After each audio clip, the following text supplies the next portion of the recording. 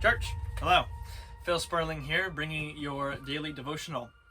We're in this series called I Wish I Could Have Been There. And, I'm going to take a little bit different spin.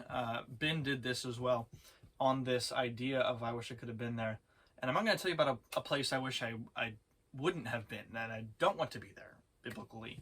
But there are many places I wish that I wasn't there. Or wouldn't want to be there. I wouldn't want to be in this closet when a tornado went through. This thing flying on my head, that would hurt, right? Paper flying everywhere. Paper cuts galore. No fun. No fun at all. I wouldn't want to be in the middle school boys' dorm if the AC went out. It's just not going to happen. No. You can imagine. Many of you are parents. You know exactly how terrible that would be, right? There are places we wouldn't want to be. And for me, when I think about the Bible, a place I wouldn't want to be is when the Paul's letter to the Galatian church was being read. I wouldn't have wanted to be in that crowd when he was reading that letter to them. There's several reasons why, but let me summarize real quick what's happening. Because you might think, why? It's book of the Bible. Surely that's great news. For the Galatians, it doesn't start out as great news. You see, because the Galatians had been listening to false teachers. They had been teaching that they had been teaching a variation of the gospel, and these Galatian believers had been accepting a slightly tweaked version of the gospel, a version of the gospel that wasn't fully true, and they were actually beginning to abandon the freedom that comes in Christ. And Paul's opening in his letter, he does the greeting, he does the pleasantries, whatever, but he slams right into this phrase. He says, I am shocked, I am surprised that you are so quickly abandoning the gospel that was first preached to you. Are you kidding me?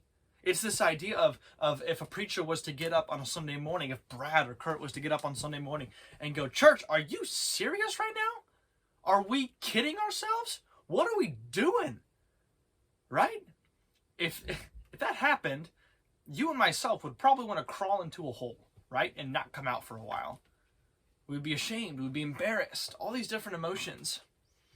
But the reason I wouldn't have wanted to be there is because if I was there, chances are I might have been falling into that trap. And my prayer for us, my prayer for myself, is that we don't ever fall into that trap.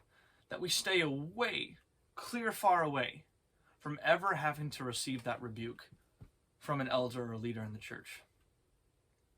I never want to be in a position where someone has to come to me and say, Phil, I am shocked, my friend, that you are so quickly abandoning the gospel that you first heard, that you're going back to slavery, that you're no longer living in freedom through Jesus. I pray that you never have to have that conversation with a friend of yours or with an elder or with a pastor where they come to you and they say, insert your name. You're going back to slavery? I'm shocked. I'm disappointed. Why? My exhortation for you is to keep the gospel. To keep freedom in Jesus simple. To keep this phrase at the center of your mind, at the forefront. That I am saved in Christ by grace through faith.